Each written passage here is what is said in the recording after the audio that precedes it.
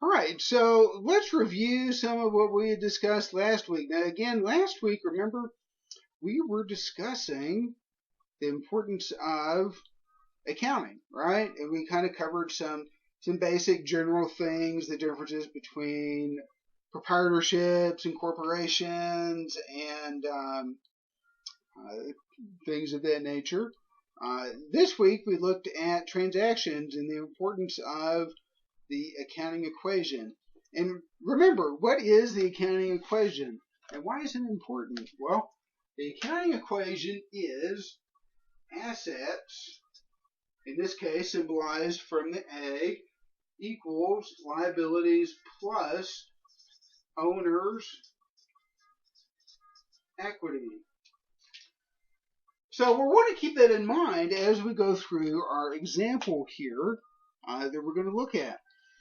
And again, I put this on Moodle for review yesterday. So by now, hopefully, all of you have had time to take a look at it, and so that we can all be on the same page. But let me read the problem to you. On August 1st, 2016, Liz Shea opens Shea's Research Service. She owns the proprietorship. During its first 10 days of operations, the business completes the following transactions. Okay, so our first transaction is to begin operations. Shea deposits $40,000 of personal funds in a bank account titled Shea's Research Service. The business receives the cash and gives Shea capital. So we know from that transaction that we have a couple of things going on, right? We received cash. So cash is what? Cash is an asset, correct? So it would fall on the left side here of the accounting equation. So let's make our T account. And again, why are T accounts important? Well, T accounts separate the two different types of transactions we have, right? We have either a debit or a credit in every account. So in this case, since we deposited $40,000, that is an increase, right? So it's $40,000 on the debit side. Now, we know about the accounting equation that, again, everything has to be in balance. Everything has to be equal, right? So we have a offsetting entry, don't we? Wouldn't it be something similar to owner's capital? And again, since the accounting equation has to be equal, if we have a debit on the cash for $40,000, what do we know about the offsetting entry? Well, it has to be a credit, right? Because if it were a debit, our equation would be out of balance. So let's look at our next entry. Shea pays $30,000 cash for a small building to be used as an office. So we know that since we paid cash, what side is that going to be on our T account? If we look at our cash T account, well, we know that it's an outflow, right? We paid cash, so it's going to be on the credit side.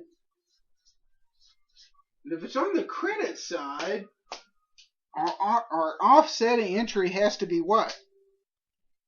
Well, it has to be on the debit side, right? So that means in this case, we probably have an account called maybe building.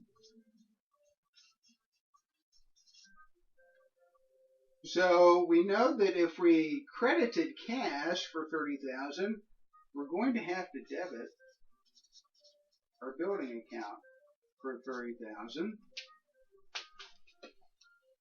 Our next entry, we purchased office supplies for $500 on account.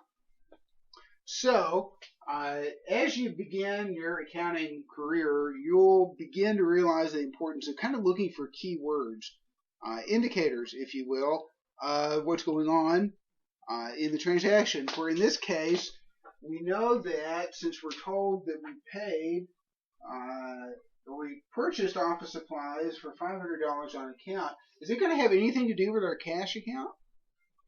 No, it is not. What account do you think it would involve?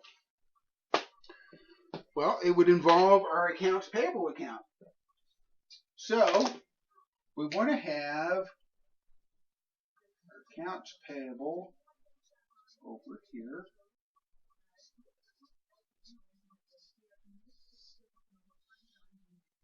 And on this side of things, and again, if you'll notice, we're trying to keep our accounts either on the asset side or on the liabilities and owner's equity side. And accounts payable, of course, that's going to be a liability because that's money we owe somebody else, right? Say, for example, we purchased the supplies at Staples. We now owe Staples $500. But what did we do? We have $500 more office supplies, don't we? So let's make our account here for our office supplies. And we know office supplies are what? Well, office supplies are an asset, right? And if we increase an asset, what side of the T account is that going to be on? What's going to be on the debit side? So in this case, it's increased by 500. But yet on the flip side of things, remember our accounting equation, assets equals liabilities plus owner's equity. For everything to remain in balance, if this is a debit, what does this have to be? Well, it has to be a credit. 500. So let's look at our next entry. We paid $6,000 for office furniture. $6,000 for office furniture. Again, remember in our previous example, remember I said that we would be given kind of indicators, clues as far as what's going on. Were we told anything about getting office furniture on account? Did we get it at Staples? Like we did our supplies? No, evidently we didn't. We're told that we paid $6,000 for office furniture. So if we paid cash for something, what side of our T account is that going to be on? Well, we can think back to when we purchased the building, right?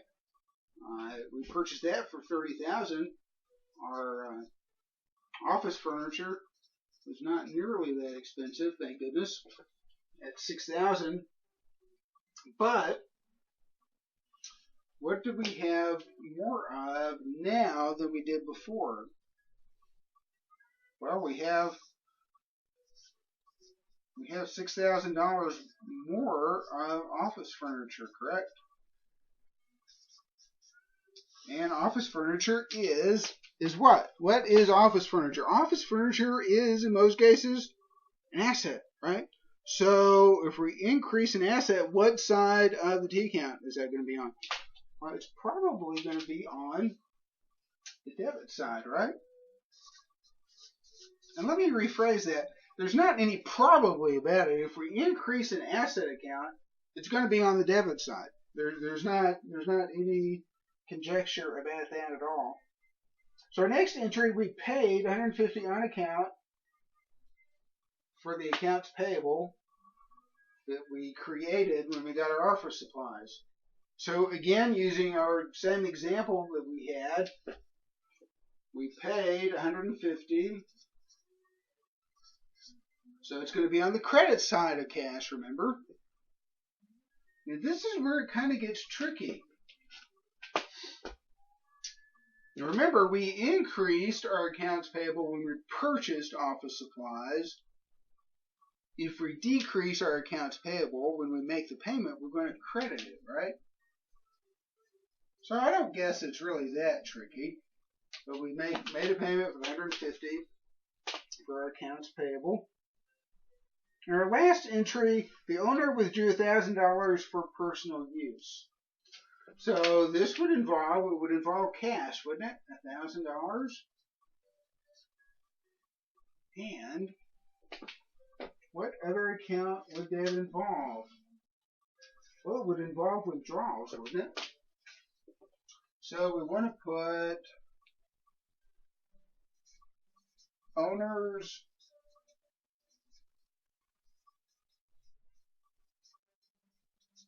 withdrawals. And how much was it? Well, it was 1,000, wasn't it? So we know that if we credited cash here on the credit side for 1,000, it's going to be the opposite here, or debit. The owner's withdrawals. Now, what is the next step that you would go through in this process? Well, you would want to total up your T accounts, right? But before you do that, what you want to do is journalize. Now, what do we mean by journalize? Well, you want to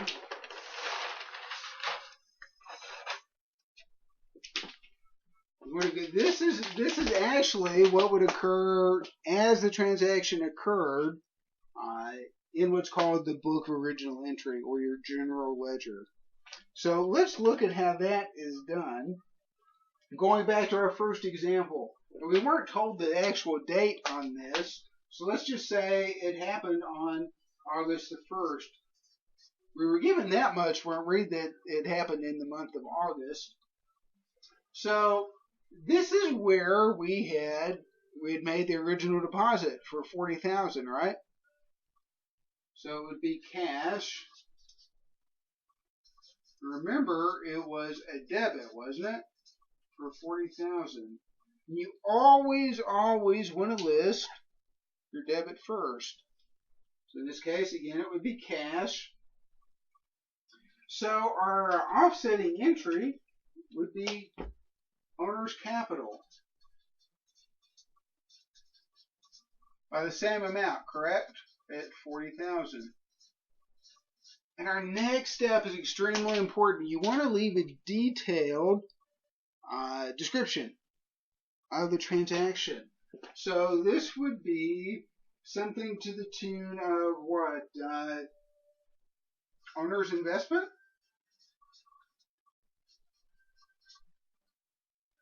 And our next entry, let's just say, again, we weren't given the date, so let's just plug in 3rd of August. Our next entry would look something like, remember, that was when we purchased the building, correct? So what did we purchase the building for? It was for $30,000. And again, since you're listing the debits first, what do we know is going to be our first entry? Well, it's going to be building.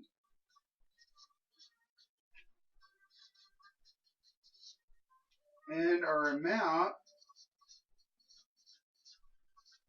is going to be $30,000. We know that if the building was $30,000, that's our debit. Again, what is our credit entry? Well, we paid cash for it.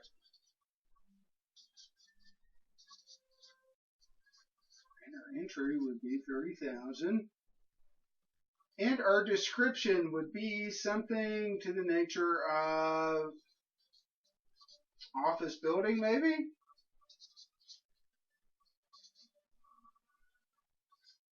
And our third entry, let's say it happened on August the 5th. This is where we had purchased supplies.